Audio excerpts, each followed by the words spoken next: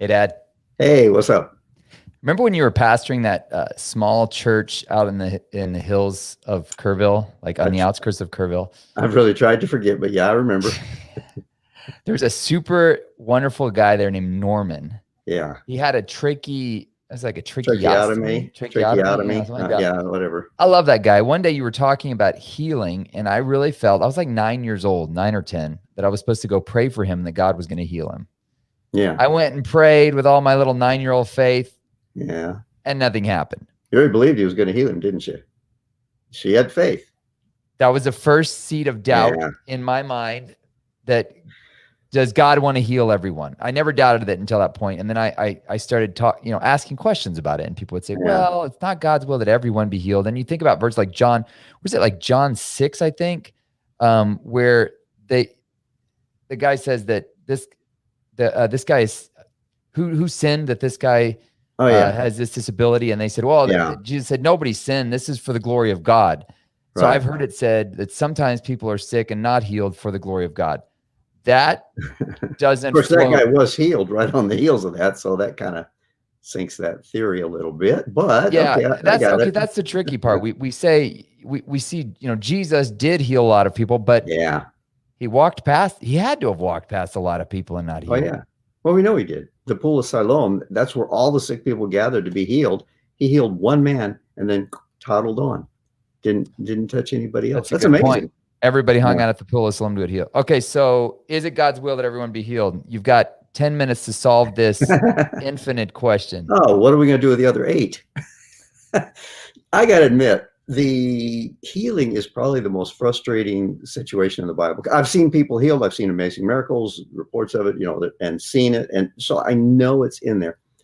And I just frankly say too, it's been a frustration for me. And sometimes I just look at the Lord and I go, God, we didn't make you put that in there. If you didn't want to do it, you shouldn't have put it in there. You didn't have to put it in there. You chose to do that. Lines like, if you ask anything in my name, or mustard seed of faith, you can say to this mountain over here, be moved into the whatsoever you ask, whatsoever two or more agree upon it, touching anything on this earth, it shall be done by my Father in heaven. Yeah, I know there's lots of stuff like that. And but healing's probably the most frustrating one, because again, it involves our emotions, it involves our passions. But so the question tonight is it God's will to heal? Is it God's will to heal everyone? I just want to say right up front, this sounds like it'd be a really controversial topic, but it really shouldn't be, because everybody ought to agree with me that it is God's will. Of course. We are perfectly balanced. Yeah. And in 8 more minutes, you will agree with me, okay? It is God's will to heal everyone. And I mean, that shouldn't be controversial. Now, hang on a second. Let me explain why. Because like any good parent, wouldn't we all agree that it's not? God takes no delight in seeing us in pain or seeing us hurt or seeing us suffering or seeing us sick. He doesn't delight in that. But there is a purpose in that, is why he does allow it. But no good parent delights to see their child suffering or sick. And so I don't think it's a question of whether it's God's will to heal. As I've thought about this over and over and over again, I really think it's a matter of timing. And that sickness and disease and problems like that accomplish a certain purpose in our lives. We only grow through adversity. We don't grow through a simple life. They don't build statues to people who led a simple life. It's always people who, in the struggle, that we become who we're intended to be and who we're meant to be. So I believe it is God's will to heal, but it is a timing issue when that would happen. And I know you're going to probably hate this more than I do. I hate it when someone dies and they go, well, he's permanently healed now. I hate that saying. It's a cop-out. But it's true. That's the problem with it. But it doesn't bring us any comfort, is what the problem is. But then we have to look at this again, as I keep going back to, look at it a global, eternal perspective. From the perspective of eternity, the person that was not healed and the person who is now standing in the presence of the Lord, completely and totally healed, never to be sick again, never to suffer pain again, never to cry again. You think they're complaining about it? Probably not. It's us. Yeah. I mean, it goes back to that verse, which I feel like I've quoted it on every podcast we ever done. But so we do not lose heart. Though Yeah. outwardly we're wasting away, inwardly we're being renewed by day, for this Yeah. light and momentary affliction is preparing for us an eternal weight of glory, which is beyond all comparison. So we fix our eyes not on what is seen, but as what is unseen. For what is seen is temporary, what is unseen is eternal. So you're saying the healing question only is going to make sense if you don't frame it in terms of the space-time continuum. Yeah, exactly. In here. Yeah. For example, let's take Norman, for example. I doubt that Norman is still alive. That was been a lot of years ago, and he was pretty old at the time. My guess is Norman really appreciated your prayer. Yeah. But he's not complaining that he had to hold his finger to his throat the rest of his life to talk. He's rejoicing in the presence of the Lord now. And my guess is he's not having any problems or questions with it, Go ahead. So God's will is, okay, you're saying God's will is, we should have planned this better. But no. You're saying God's will is to heal everyone, which, okay. So I remember a few, that's about like 2 years ago, Bethel Church in Redding, California, got crazy press because they believed that God was going to bring a child of one of their worship leaders back to life. So they waited like multiple days, and a lot of people were mocking them. And I actually found it kind of inspirational. I'm like, that's actually kind of inspiring that somebody has that much faith. Mm-hmm. And I was kind of like rooting for them. Yeah. So there is an element there of, would have been awesome. It would have been. But and again, I mean, to put your neck on the line. Yeah. To put your neck on the line and say, we're publicly professing we believe this. That's a gutsy move because I mean, the chances are not in your favor, especially with a very high profile place like, Bethel, where they're going to get a lot of criticism. But it was moving to me. I thought, wow, that's, the faith that's required to do that. But here's the thing. So God's will, is it God's will? Does God's will always get done? Oh, absolutely not. It's not his will that any should perish, but are there those that are going to perish? Absolutely. Absolutely. In fact, the majority will perish. I hate that passage, but that's what it says. It says, straight is the gate, narrow the way, few there be that find it, which means the majority aren't going to find it. So is healing something you have to find too? No, again, I think, and like with that child there, it's a timing issue. That child, in a sense, was already healed. I know, I hate that too. Yeah.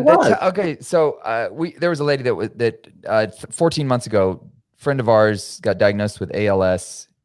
She actually found out right before she went on a hiking trip to Israel with me. We prayed for her in Israel. I believed God was going to do a miracle and heal her. We did her funeral last Saturday. Yeah. He did not heal. A lot of us believed God was going to heal her. Was that, where's the will in that?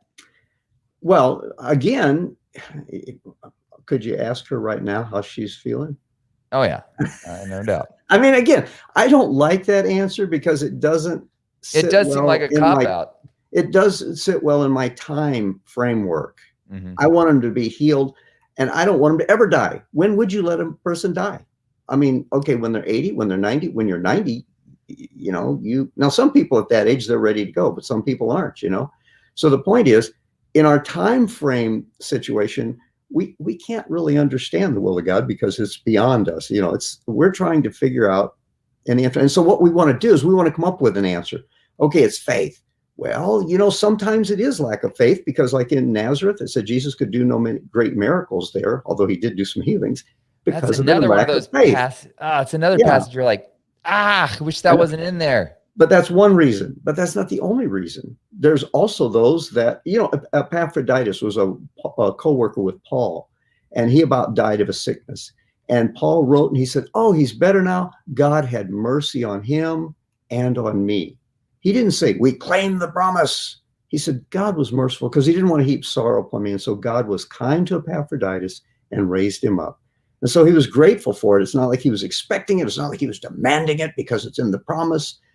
He was just grateful that God had mercy on Epaphroditus and raised him up. And so I think the problem is when we try to fit everything within our time framework, then we're going to get into problems. And when we try to come up with answers to try to explain an infinite God, and in our little pea brains, we're trying to figure out the answer. And there may be multiple millions of reasons that he understands that it's going to be better. Hey, I need you to, that this is going to be like that man there that we talked about. None of his parents sinned. He's sick for the glory of God.